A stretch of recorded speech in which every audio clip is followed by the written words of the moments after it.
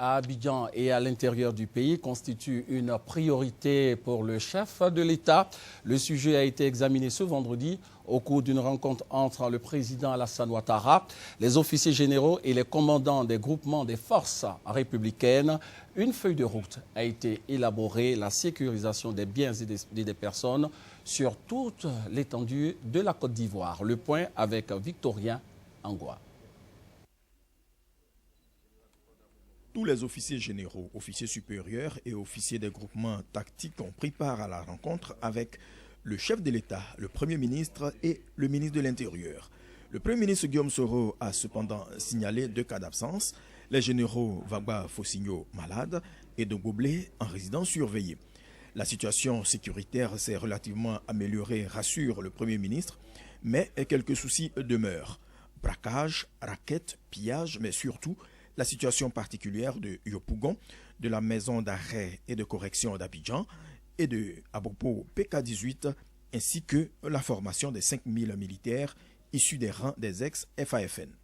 Les militaires n'étant pas des forces de maintien de l'ordre, Monsieur le Président, vous, chef suprême des armées, il faudra que les généraux et nous-mêmes puissions recevoir vos instructions sur la question. En ce qui concerne les communes de Yopougon et d'Abobo et la situation particulière de la Maka, il y a urgence à reprendre les choses en main impérativement. Monsieur le Président, ordonnez ce qu'il y a à faire. Monsieur le Président, il vous faut interdire les raquettes qui malheureusement portent gravement nuisance à l'économie de notre pays. Le Premier ministre sollicite l'appui du chef de l'État pour la mise en application du plan élaboré pour résoudre les différents problèmes. Le docteur Alassane Ouattara se veut rassurant. Chers frères, officiers généraux, officiers supérieurs, officiers, je voudrais vous réitérer que j'ai une grande ambition pour notre armée. Ceux d'entre vous qui ont travaillé avec moi de 90 à 93 savent ce que j'ai fait pour l'armée, avec mon frère le général Gué. Je vous ai dit, je m'engage à nouveau à reprendre ce travail important qui a été fait pour notre armée à cette époque. L'armée a besoin de moyens, l'armée a besoin de matériel, l'armée a besoin de discipline et l'armée a besoin d'équité en son sein pour la promotion et pour l'évolution de carrière. Bien sûr, les forces de défense et de sécurité ont besoin de logement, ont besoin de bien-être et ont besoin également d'être traités comme des citoyens à part entière, ayant la confiance de tous les Ivoiriens. Je mettrai donc les moyens nécessaires pour une meilleure efficacité dans l'exécution de vos missions. Je voudrais que vous en soyez assurés. Le président de la République de Côte d'Ivoire se félicite de l'allégeance de l'armée à l'image de l'ensemble des institutions. Pour le docteur Alassane Ouattara, il est maintenant question d'unir les Ivoiriens. Il a fait quelques recommandations avec à la clé le paiement d'un pécule aux soldats qui doivent aller en formation et à ceux qui composaient le centre de commandement intégré.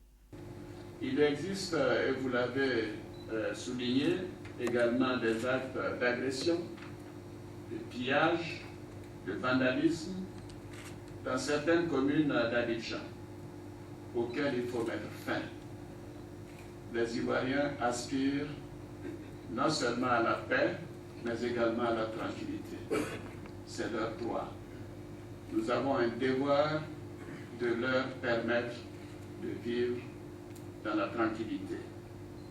Je vous demande de tout faire pour mettre fin, dans les plus brefs délais, les agissements dont je viens de parler. Quant au foyer de belligérance qui demeure, je vous demande, Monsieur le ministre de la Défense et le ministre de la Sécurité, de prendre toutes les dispositions pour mettre fin à ces belligérances, que ce soit à Yopougon ou à Abobo. Je vous instruis de demander au chef milicien et de demander au commandant Ibrahim Koulibaly de venir vous voir et de déposer les armes. Et il faut que cela soit fait rapidement. Nul ne doit être détenteur d'armes de manière illégale. Et je le dis en face de vous, officiers généraux et officiers supérieurs. Si cela n'est pas le cas, votre rôle sera de les désarmer par la force. Nous n'accepterons pas de foyer de belligérance qui puisse inquiéter la tranquillité des Ivoiriens. La guerre est terminée. La guerre est terminée en Côte d'Ivoire. Le pays est réunifié. L'armée doit être réunifiée. La guerre est terminée. En tant que chef suprême des armées, je vous ordonne de procéder immédiatement au repli de toutes les unités combattantes dans leur caserne et leur base d'origine, que ce soit au sud comme au nord. Ceci est indispensable pour la bonne gestion de nos forces de défense et de sécurité. Message bien reçu par l'armée, elle entend appliquer les décisions du chef de l'État.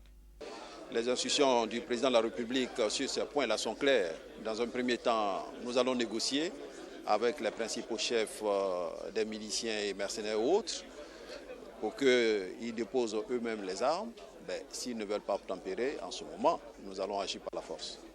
Le président de la République met ainsi l'armée ivoirienne en mission.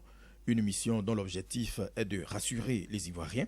Cela passe par la sécurisation d'Abobo PK-18, de Yopougon, de la maison d'arrêt de correction d'Abidjan-Maka, mais surtout mettre fin au braquage, aux raquettes et au pillage.